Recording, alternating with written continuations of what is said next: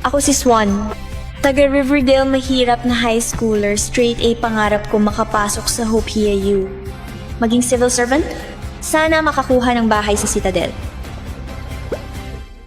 Pero hindi sapat ang puntos ko. Hindi sapat talaga. 650 puntos.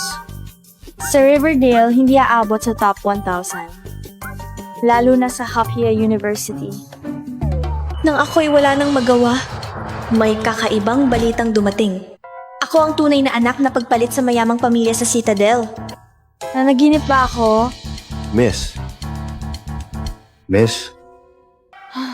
Pakiusap.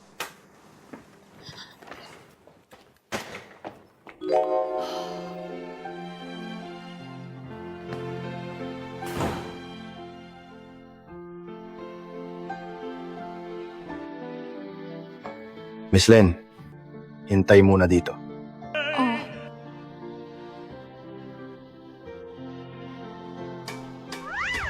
Swan, ginagawa mo? Titigil ka sa pag-aaral? Ako ang tunay na anak na pagpalit pagkapanganak sa mayamang pamilya sa Citadel. Kawawang mga bata.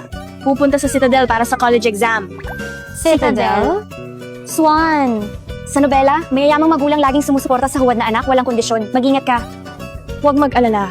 Para sa akin, hindi ko alintana kung mabait sila o hindi. Gusto ko ang bahay, hindi ang mga tao. Kapag tapos na exam ko, babalik na ako. Bahay sa Citadel, heto na ako. Zia. Zia. Zia. Zia. Zia. Zia.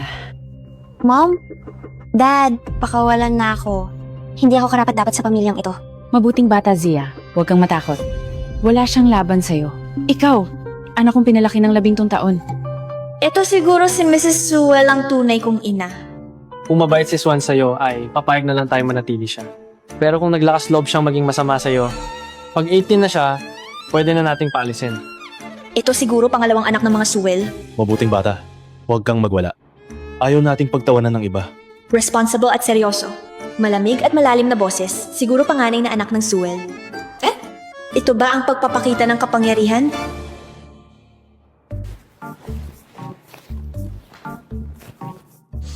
Nakakabagot. Dahil may free time, mas mabuting gumawa ng maraming practice questions.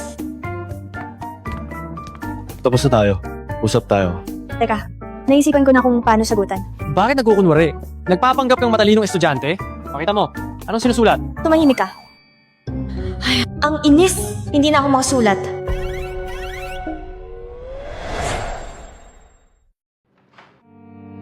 Swan, sa susunod huwag mag-aral sa sala.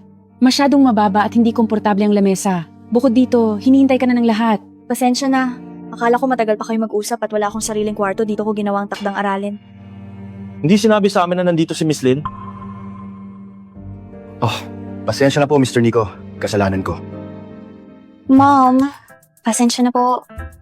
Kasalanan ko po. Mabuti naman, hindi mo kasalanan. Ang pangit ng acting. Ganito ba kababaw ang mayayaman? Ang kilos niya ay maayos naman ngunit taga-probinsiya siya. Kaya hindi maiiwasang may mga masamang gawi siya. Ang pagpasok ngayon sa school ni Zia ay hindi na rin angkop. Mag-focus ka lang sa pagkatuto ng mga patakaran ng pamilyang Sewell. Isulat mo lahat to. Una, mahilig sa katahimikan si Mr. Sewell, ayaw sa ingay. Huwag tingnan sa mata si Mr. Sewell. Bow 90 degrees kapag nagsisilbi. Pangalawa, alas 6 ng umaga si Mrs. Sewell gumagawa ng sabaw gamit tubig bukal, binababad ang paa sa 45 degree na tubig sa gabi. Pangatlo, paborito ni Zia ang braised talong, mas gusto niya ang western food.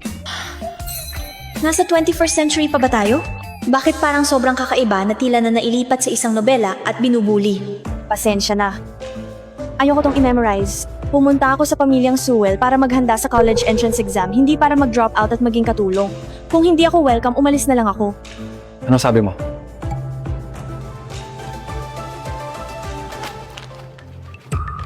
Kasalanan ng butler. Binigyan kanya ng patakaran sa mga katulong. Pag magalit, Para protektahan si Zia, kailangan mong magbayad ng kapalit? Pwede ko bang humingi ng paumanhin? sige. Gusto ko pumasok sa school ni Zia.